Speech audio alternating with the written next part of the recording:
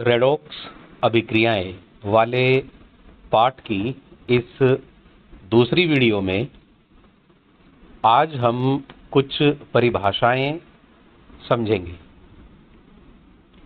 सबसे पहली परिभाषा है ऑक्सीकरण क्रिया की। देखिए, आपसे प्रश्न पूछा जा सकता है कि ऑक्सीकरण की परिभाषाएं उदाहरण सहित दीजिए। देखिए बच्चों, ऑक्सीकरण को एक से अधिक तरीकों से परिभाषित किया जा सकता है।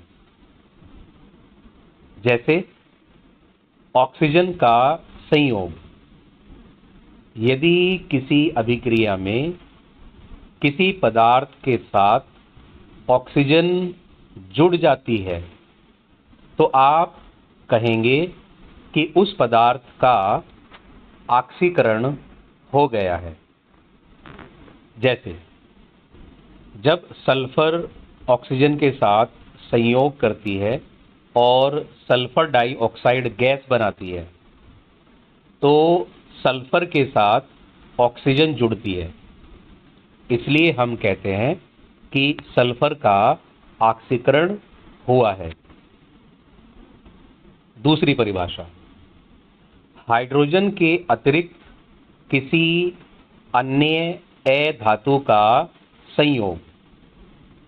देखिए बच्चों, हाइड्रोजन एक अधातु है, इसको आप छोड़ दीजिए। इसके अतिरिक्त कोई भी अधातु यदि किसी पदार्थ के साथ जुड़ जाएगी तो उसे भी ऑक्सीकरण कहेंगे। जैसे आप देख सकते हैं कि मैग्नीशियम के साथ फ्लोरीन अधातु जुड़ने पर मैग्नीशियम फ्लोराइड बनता है, तो यहाँ हम कहेंगे कि मैग्नीशियम का ऑक्सीकरण हुआ है। तीसरी परिभाषा, हाइड्रोजन का निष्कासन। यदि किसी अभिक्रिया में किसी पदार्थ के अंदर से हाइड्रोजन बाहर निकलती है तो इसे भी ऑक्सीकरण कहा जाएगा। जैसे 2H2S plus O2 gives 2S plus 2H2O। आप देख सकते हैं कि हाइड्रोजन सल्फाइड H2S में से हाइड्रोजन निकल गई और सल्फर बना, तो आप कहेंगे कि H2S का ऑक्सीकरण सल्फर में हुआ है। चौथी परिभाषा, धातु का निष्कासन। यदि किसी अभिक्रिया में धातु बाहर निकल जाती है तो इसको भी ऑक्सीकरण कहा गया है। उदाहरण, मैग्नीशियम क्लोराइड को गर्म करके यदि हम मैग्नीशियम और क्लोरीन गैस में तोड़ दें तो MgCl2 का Cl2 में ऑक्सीकरण हुआ है, क्योंकि यहाँ मैग्नीशियम धातु बाहर निकल गई है। अब बच्चों, पांचवी और छठी परिभाषा महत्वपूर्ण है। पांचवी परिभाषा, इलेक्ट्रॉन का निष्कासन। यदि किसी प्रक्रिया में इलेक्ट्रॉन निकाले जाते हैं तो वह प्रक्रिया सदैव ऑक्सीकरण की प्रक्रिया होगी। जैसे आप देख सकते हैं कि सोडियम धातु अपना एक इलेक्ट्रॉन निकालकर सोडियम आयन बनाती है, तो आप इसको ऑक्सीकरण कहेंगे। छठी परिभाषा, ऑक्सीकरण संख्या का बढ़ना। यदि किसी अभिक्रिया में किसी पदार्थ की ऑक्सीकरण संख्या बढ़ जाती है तो आप उसे कहेंगे ऑक्सीकरण। जैसे उदाहरण के लिए 2NaCl से प्राप्त होता है 2Na plus Cl2। अब NaCl में Cl की ऑक्सीकरण संख्या -1 है, जबकि सोडियम की +1 है।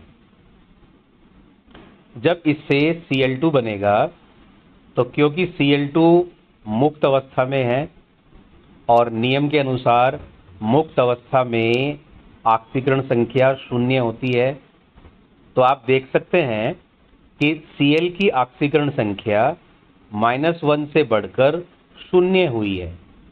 तो इसका मतलब NaCl का ऑक्सीकरण Cl2 में हुआ है। तो देखिए बच्चों, ये 6 परिभाषाएं ऑक्सीकरण की हैं। अब इसी तरह हम अपचयन की परिभाषाएं भी देखेंगे। तो आपसे प्रश्न पूछा जा सकता है कि अपचयन से आप क्या समझते हैं, या अपचयन की विभिन्न परिभाषाओं को उदाहरण सहित दीजिए। तो पहली परिभाषा देखिए, ऑक्सीजन का निष्कासन। यदि किसी अभिक्रिया में ऑक्सीजन का निष्कासन हो जाता है तो आप समझ लीजिए कि यह अपचयन होगा। जैसे 2PbO लेड ऑक्साइड को गर्म करने पर 2Pb लेड प्लस O2। अब आप देख सकते हैं कि PbO में से ऑक्सीजन बाहर निकल गई है। तो इसका अर्थ हुआ कि PbO का Pb में अपचयन हुआ है। दूसरी परिभाषा, अधातु का निष्कासन।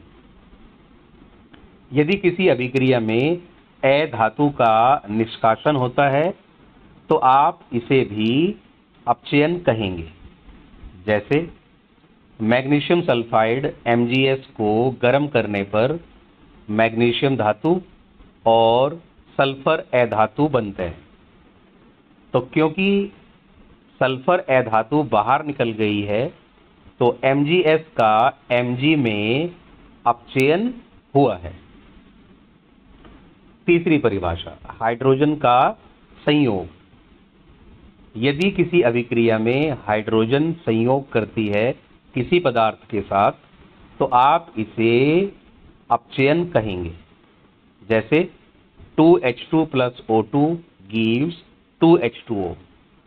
आप देख सकते हैं कि यहाँ ऑक्सीजन के साथ हाइड्रोजन का संयोग हुआ है, इसलिए ऑक्सीजन का H2O में अपचयन हुआ है। चौथी परिभाषा, धातु का संयोग। यदि किसी पदार्थ के साथ धातु जुड़ जाती है तो भी आप इसे अपचयन कहेंगे। जैसे Mg plus Cl2 gives MgCl2। आप देख सकते हैं कि यहाँ एक धातु Mg Cl2 के साथ संयोग करके MgCl2 बना रही है। तो इसका अर्थ हुआ कि यह भी अपचयन है। पांचवी परिभाषा। अब देखिए बच्चों, पांचवी और छठी परिभाषा यहां भी इंपॉर्टेंट हो जाएगी। पांचवी परिभाषा, इलेक्ट्रॉन का ग्रहण करना। यदि किसी प्रक्रम में इलेक्ट्रॉन ग्रहण किए जाते हैं, लिए जाते हैं, तो आप इसे अपचयन कहेंगे। जैसे आप उदाहरण में देख सकते हैं कि क्लोरीन परमाणु एक इलेक्ट्रॉन लेकर क्लोराइड आयन में बदला, तो ये अपचयन है। ऑक्सीकरण संख्या में कमी। यदि ऑक्सीकरण संख्या में कमी हो जाती है तो इसका अर्थ होगा अपचयन। जैसे आप देख सकते हैं कि Cl से Cl नेगेटिव आयन बना।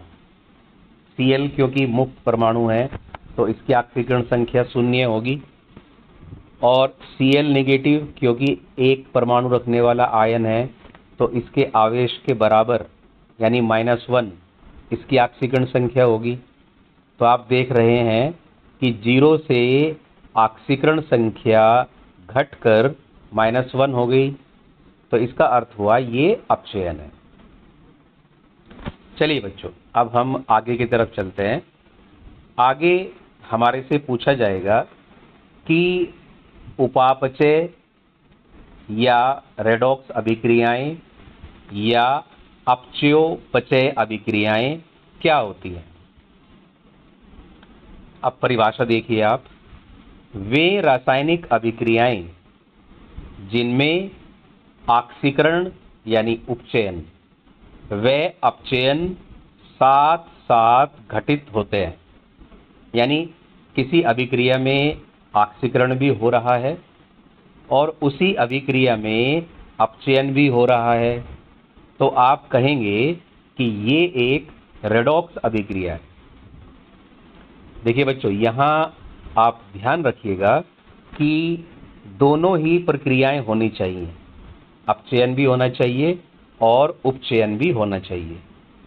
जैसे आप उदाहरण में देख सकते हैं कि यदि हम H2S की क्रिया Cl2 के साथ कराते हैं और इससे हमें 2HCl व सल्फर प्राप्त होते हैं, तो आप देख सकते हैं कि H2S का सल्फर में ऑक्सीकरण हुआ क्योंकि ऑक्सीकरण संख्या में वृद्धि हुई, और Cl2 का 2HCl में अपचयन हुआ क्योंकि ऑक्सीकरण संख्या में कमी हुई।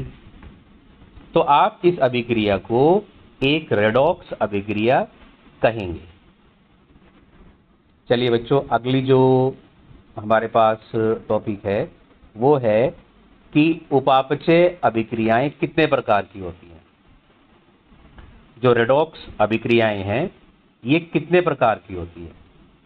तो सबसे पहले देखिए, योग अभिक्रिया। योग अभिक्रिया एक प्रकार होगा उपापचय या रेडॉक्स अभिक्रियाओं का। आप इसका पता कैसे लगा सकते हैं कि यदि अभिक्रिया करने वाले अभिकारकों में कोई एक अथवा सभी तत्व रूप में हो तो इन्हें योग उपापचय अभिक्रियाएं कहेंगे।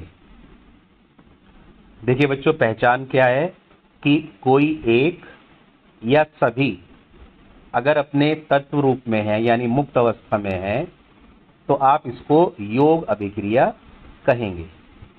जैसे कार्बन को ऑक्सीजन में जलाकर कार्बन डाइऑक्साइड बनाना। आप देख सकते हैं कि यहाँ कार्बन और ऑक्सीजन दोनों अपनी मुक्त अवस्था में है। इसी प्रकार मीथेन गैस को ऑक्सीजन में जलाकर कार्बन डाइऑक्साइड और जल बनाना। आप देख सकते हैं कि यहाँ ऑक्सीजन मुक्त अवस्था में है। तो इस प्रकार ऐसी अभिक्रियाएं योग अभिक्रियाएं कहलाएंगी। अब हम दूसरी अभिक्रिया देखते हैं, अपघटन अभिक्रियाएं। अब जैसा कि इसके नाम से ही पता लग रहा है कि यदि कोई अभिकारक टूट जाता है, कुछ भागों में अलग अलग टूट जाता है, तो आप उसे अपघटन अभिक्रियाएं कहेंगे। तो परिभाषा देखिए, यदि उपापचय अभिक्रिया में अभिकारक दो या दो से अधिक भागों में विखंडित हो जाता है, टूट जाता है, तो इसे अपघटन उपापचय अभिक्रिया कहेंगे। जैसे पहले उदाहरण में देखिए, पोटेशियम क्लोरेट टूटकर के पोटेशियम क्लोराइड और ऑक्सीजन में बदल जाता है। पोटेशियम क्लोरेट एक यौगिक है और ये टूटकर के दो पदार्थों में बदल जाता है, तो आप इसको अपघटन रेडॉक्स अभिक्रिया कहेंगे। इसी प्रकार दूसरे उदाहरण में सोडियम हाइड्राइड टूटकर के सोडियम और हाइड्रोजन में बदल जाता है, तो ये अभिक्रिया भी अपघटन रेडॉक्स अभिक्रिया का उदाहरण है। चलिए तीसरी अभिक्रिया की ओर चलते हैं, विस्थापन अभिक्रियाएं। अब जैसे कि आपको नाम से पता लग रहा है कि यहाँ किसी एक पदार्थ को कोई दूसरा पदार्थ विस्थापित करेगा। परिभाषा देखिए, इन अभिक्रियाओं में यौगिक के आयन अथवा परमाणु दूसरे तत्व के आयन अथवा परमाणु द्वारा विस्थापित हो जाते हैं। जैसे जब आप कॉपर सल्फेट की अभिक्रिया जिंक धातु के साथ करते हैं तो जिंक धातु कॉपर को विस्थापित कर देता है और इससे आपको कॉपर व जिंक सल्फेट उत्पाद के रूप में प्राप्त होते हैं। इसी तरह यदि आप क्लोरीन की अभिक्रिया KBr के साथ कराते हैं Cl2 प्लस 2 KBr, तो क्लोरीन ब्रोमीन को विस्थापित कर देगी और इस प्रकार यह विस्थापन अभिक्रिया का उदाहरण हो जाएगा। चलिए बच्चों, अब हम चलते हैं अगली प्रकार की तरफ और ध्यान रखना कि ये सबसे इम्पोर्टेंट है, असमानुपातन अभिक्रियाएं। देखो बच्चों, इन अभिक्रियाओं में किसी एक ही तत्व का, किसी यौगिक के अंदर उपस्थित एक ही तत्व का ऑक्सीकरण भी होता है और अपचयन भी होता है। देखिए, अभी तक हमने जितने भी उदाहरण पढ़े उनमें ऑक्सीकरण किसी और तत्व का था, अपचयन किसी और तत्व का था, लेकिन असमानुपातन अभिक्रियाओं में जिस तत्व का ऑक्सीकरण होगा उसी तत्व का अपचयन भी होगा। जैसे पहले उदाहरण में देखिए, 2H2O2 gives 2H2O plus O2। आप यहाँ देख रहे हैं कि हाइड्रोजन पेरोक्साइड H2O और O2 इनमें टूट गया है। अब आप यहाँ देख सकते हैं कि ऑक्सीकरण भी ऑक्सीजन का हुआ है -1 से 0 और अपचयन भी ऑक्सीजन का ही हुआ है -1 से -2। अब क्योंकि हाइड्रोजन पेरोक्साइड एक पेरोक्साइड है तो इसमें ऑक्सीजन की ऑक्सीकरण संख्या -1 होगी। O2 मुक्त अवस्था है इसलिए ऑक्सीकरण संख्या 0 होगी। और क्योंकि सभी यौगिकों में जो अधिकतर यौगिक होते हैं उनमें ऑक्सीजन की ऑक्सीकरण संख्या -2 है, तो आप देख सकते हैं कि जिस पदार्थ का ऑक्सीकरण हुआ, जिस तत्व का, उसी तत्व का अपचयन भी हुआ। इसी प्रकार जो दूसरा उदाहरण है, P4 plus 3OH negative plus 3H2O gives PH3 plus 3H2PO2 negative। अब आप यहाँ देखिए कि फास्फोरस का ही ऑक्सीकरण हुआ और फास्फोरस का ही अपचयन हुआ। 0 से +1 में ऑक्सीकरण हुआ और 0 से -3 में अपचयन हुआ। तो इस प्रकार की जो अभिक्रियाएं हैं इनको आप कहेंगे असमानुपातन अभिक्रियाएं। चलिए बच्चों, अब अगली परिभाषा की ओर चलते हैं। ऑक्सीकारक व अपचायक। ऑक्सीकारक व अपचायक से आप क्या समझते हैं? उदाहरण देकर समझाइए। अब देखिए बच्चों, रेडॉक्स अभिक्रियाओं में ऑक्सीकारक व अपचायक का बहुत बड़ा रोल है, तो आपको इनकी परिभाषा पता होनी चाहिए। देखिए, किसी उपापचय अभिक्रिया अर्थात रेडॉक्स अभिक्रिया में जिस पदार्थ की ऑक्सीकरण संख्या में कमी होती है अर्थात जिसका अपचयन होता है, ऑक्सीकरण संख्या में कमी होने का अर्थ है अपचयन, तो जिसका अपचयन होता है उसको ऑक्सीकारक कहते हैं। ध्यान रखना बच्चों, ये उल्टा है। जिस पदार्थ का अपचयन होगा या जिसकी ऑक्सीकरण संख्या में कमी होगी उसको कहेंगे ऑक्सीकारक, और जिस पदार्थ की ऑक्सीकरण संख्या में वृद्धि होगी, अर्थात जिसका ऑक्सीकरण होगा, उसे अपचायक कहेंगे। तो ये ध्यान रखना कि ये उल्टे हैं। ऑक्सीकारक वह होता है जिसका अपचयन हो, अपचायक वह होता है जिसका ऑक्सीकरण हो। तो देखिए बच्चों, परीक्षाओं में इस तरह के प्रश्न अक्सर पूछे जाते हैं। आपको एक अभिक्रिया दे दी जाएगी और आपसे पूछा जाएगा कि इसमें ऑक्सीकारक कौन है और अपचायक कौन है। जैसे आप देख रहे हैं, Cr2O3 plus 2Al gives 2Cr plus Al2O3। आपने देखा कि क्रोमियम ऑक्साइड में क्रोमियम की ऑक्सीकरण संख्या +3 से घटकर 0 हो जाती है, अर्थात इसका अपचयन हुआ। और परिभाषा के अनुसार जिसका अपचयन होगा वो ऑक्सीकारक होगा, यानी यहाँ क्रोमियम ऑक्साइड ऑक्सीकारक है। दूसरी तरफ एल्यूमीनियम की ऑक्सीकरण संख्या 0 से बढ़कर +3 हो गई है, अर्थात इसका ऑक्सीकरण हुआ। तो जिसका ऑक्सीकरण होगा वह अपचायक होगा।